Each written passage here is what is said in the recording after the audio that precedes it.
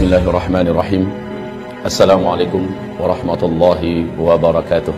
Ibarat Allah yang kami muliakan, menurut BMKG Indonesia dan juga para pakar gempa dari luar negeri mengatakan Indonesia punya peluang mengalami gempa, apalagi Jawa yang memiliki 2 sesar raksasa di Jawa ini, termasuk di Jabodetabek sampai ke Cirebon, kemudian di daerah Jawa Timur termasuk Jogja, itu ada sesar yang sangat besar, ditambah beberapa sesar lainnya. Ini kalau terjadi gempa yang dahsyat, diperkirakan sampai 9,5 skala Richter. Akan seperti apa nasib kita ke depan? Allahu a'lam. Kita hanya berdoa dan berharap semoga tidak, semoga tidak. Saya juga berharap demikian dan kita aminkan bersama-sama. Mari, amin ya rabbana amin. Kulali, seorang pakar gempa Australia, baru saja menyampaikan bahwa dari Selat Sunda sana, dari Pandeglang, ada potensi gempa di dataran dangkal. Dan ini yang paling dikhawatirkan, Pak. Ini bisa menimbulkan tsunami setinggi 57 meter. Tsunami ini akan mengejar sampai seluruh Banten sampai ke Jakarta. Kalau 57 dari sana sampai Jakartanya sisanya 15 meter ketinggiannya. Apapun itu kita aminkan lagi, semoga tidak pernah terjadi. Amin. Tapi mereka bicara bukan orang-orang bodoh. Mereka adalah pakar dan ahli. Ketika mereka memperingatkan, maka layak untuk kita mengambil kesiagaan. Saya hanya sarankan pada kita yang mampu menghentikan bencana yang sudah diprediksi perkiraannya hanyalah Allah Subhanahu wa taala. Kalau begitu, ambil cara bagaimana Allah bisa mengalihkan atau menghentikan rencana bencana yang akan terjadi itu. Caranya gimana? Nabi sudah kasih tunjuk kepada kita. Pertama, lakukan taubat massal. Indonesia harus bertaubat. Dari apa bertaubat? Indonesia harus umumkan taubat ini kepada Allah Subhanahu wa taala, pemerintahnya, ulamanya, ya. Apa yang harus masyarakatnya diajak? Yang diajak taubat itu adalah negara Indonesia ini dengan rakyatnya. 1. Hentikan menzalimi para alim ulama. Gus Nur hari Kamis tanggal 27 Oktober dia menerima hari Kamis itu surat panggilan, statusnya sebagai tersangka. Gus Nur menyampaikan dalam bentuk video, dia sampaikan, silakan laporkanlah, sekarang saya sudah tersangka, paling-paling saya hanya ditangkap, dipenjarakan, atau mungkin bisa jadi saya dibunuh, terserah kalian mau buat apa, saya tidak ada takut. Tapi ingat oleh kalian, Allah maha bangun, Allah maha membalas, Allah maha hidup, Allah pasti akan melakukan apa yang akan dilakukannya kepada kalian. Catat oleh kalian katanya. Mulai jam ini, dari detik ini juga, kalian catat semua. Kalian akan menyaksikan hal-hal yang tidak pernah kalian inginkan selama ini. Ditindaklanjuti oleh Polda Palu. Yang gempa besar besoknya, maghribnya. Jadi hanya selang 24 jam terjadi gempa besar di Palu sana. Anehnya, semua rumah bangunan gedung yang ada di sekitar rumahnya dan pesantrennya Gus Nur yang ada di Palu hancur, tapi gedung dan rumahnya, pesantrennya Gus Nur utuh seutuh-utuhnya, berdiri kokoh, rapi serapi-rapinya, sebelah-sebelahnya rata. Masya Allah, Allah kasih lihat. Bahkan kantor Polda yang ada pun tenggelam oleh tsunami. Tidak sedikit jumlah para aparat yang sampai hari ini belum ketemu. Ya Rabb, jangan sakiti ulama.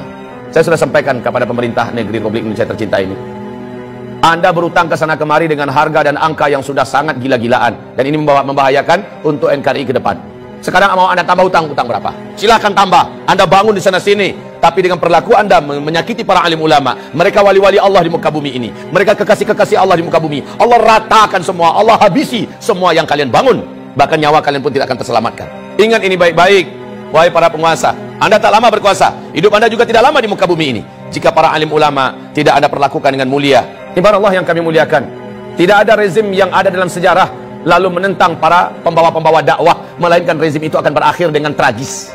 Baca sejarah, buka Al-Quran, buka sejarah, bagaimana setiap rezim yang berani menentang pembawa-pembawa dakwah dengan tragis. Wa kadzalika ja'alna likulli nabiyyin aduwwa syayatinal insi wal jin. Musuh-musuh dakwah ini adalah setan-setan manusia dan setan-setan jin.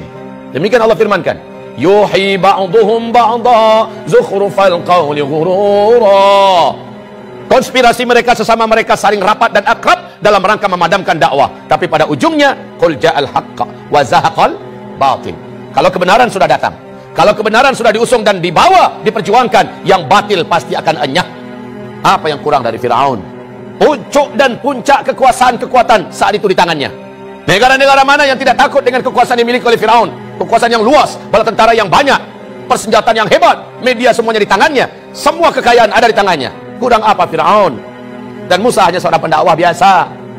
Musa dengan pendampingnya Harun. Bani Israel orang-orang rakyat biasa, tapi mereka bersama Allah yang Maha Perkasa. Ketika semakin zalim Firaun kepada Musa dengan fitnah yang bermacam-macam, dengan cara yang bermacam-macam untuk menghabisi Musa, akhirnya Firaunlah yang habis. Bala tentaranya habis, lumpuh semua. Bukan sekedar lumpuh, mati semuanya. Ditenggelamkan oleh Allah dalam Laut Merah. Kisah Firaun ini terulang abad demi abad, terus terulang dan berulang. Namrus sebelumnya, Ibrahim yang disasar. Namrus habis, dihabisi bala tentaranya oleh Allah hanya dengan tentara kecilnya berupa lalat. Namrus pun sekarat mampus. Bala tentaranya hebat-hebat. Itu Ibrahim alaihis salam, Nabiullah dan Rasulullah. Abul Anbiya Ibrahim alaihis salam. Nabi Muhammad disakiti oleh Abu Jahal, Abu Lahab. Di Mekah dia petentang-petenteng ke sana kemari seolah dunia miliknya, membangun koalisi dan jaringan internasional kemana-mana dalam rangka menyakiti Nabi Muhammad, menyakiti para sahabat. Habis mereka dibuat oleh Allah Subhanahu wa taala.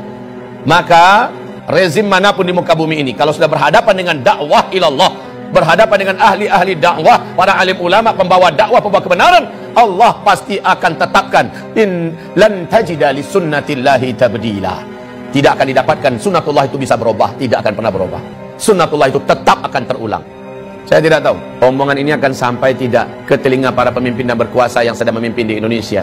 Saya tidak ingin para pemimpin yang ada, rejim yang ada berakhir tragis. Tugas saya hanya sekedar menyampaikan. Saya tidak punya wewenang apa-apa dalam menurunkan azab. Saya tidak menginginkan azab turun ke Indonesia ini. Saya ingin pemimpin kita memimpin dengan baik dan benar. Roda kepemimpinan pemerintah berjalan dengan baik dan benar. Masyarakat hidup dengan makmur, sejahtera, tertanggulangi masalah-masalah berat kehidupan mereka. Agama juga terjaga dan terawat. Maka baldatun thayyibatun wa rabbun ghafur terwujud. Ini yang saya mau. Tapi ketika yang dilakukan kebalikan daripada itu, maka inilah firman Allah Subhanahu wa taala di surat Al-A'raf ayat yang ke-96. Walau anna ahlal qura amanu wa taqau la fatahna alaihim barakatim minas sama' wal ard walakin kadzabu fa akhadnahum bima kanu yaksibun. Kalaulah suatu negara, suatu bangsa, penduduknya benar imannya kepada Allah dan mereka melaksanakan perintah-perintah Allah, meninggalkan larangan-larangan Allah dan Rasulnya, la fatahna alaihim barakatim minas sama'i wal ard, pasti kami bukakan selebar-lebarnya pintu-pintu barokah dan kebaikan dari langit dan juga yang keluar dari bumi. Walakin, tetapi sayang, kadzabu, mereka mendustakan, mereka melawan dan menentang. Fa akhadnahum bima kanu yaksibun, kami siksa mereka. Fa akhadnahum bima kanu yaksibun. Kapan siksaan itu? Afa amina ahlul qura ayatiyahum ba'suna bayata wa hum naimun. Apakah mereka merasa aman ketika dosa sudah dibuat di mana-mana, maksiat sudah dilakukan di mana-mana? Mereka masih merasa aman daripada siksa dan azab kami yang datang kepada mereka baghtatan, tiba-tiba. Wa hum naimun, mereka sedang di rumah-rumah mereka, mereka sedang kumpul-kumpul dengan keluarga mereka, mereka sedang mau tidur atau sedang tidur, datang kepada mereka siksaan kami. Wa hum naimun. Awa amina ahlul qura ayatiyahum ba'suna duha, atau kami siksa mereka di waktu duha. Wahum yal'abun, mereka sedang main-main. Baik saudaraku, hamba-hamba Allah yang kami muliakan, insyaallah semoga bermanfaat yang saya sampaikan. Mari kita istighfar dan tutup dengan doa kafaratul majlis. Astaghfirullah, astaghfirullah, astaghfirullah. Subhanakallahumma wa bihamdika asyhadu an la ilaha illa anta astaghfiruka wa atubu ilaik. Wassalamualaikum warahmatullahi wabarakatuh.